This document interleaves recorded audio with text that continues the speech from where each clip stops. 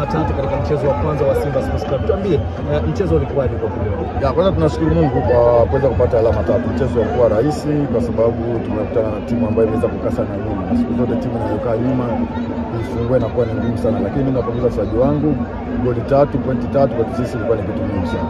Wengi wamefurahi zaidi kuona baadhi ya nyota kama Mzamiru Yassin kupata nafasi baada ya muda mrefu kukosekana katika kikosi.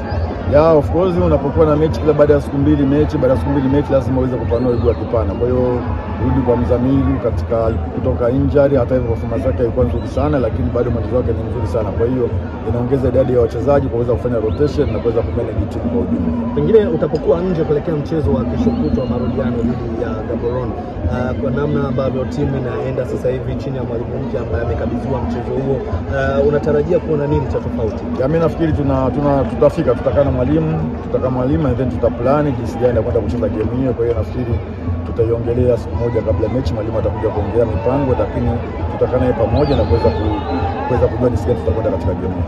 Asante sana. Nashukuru sana.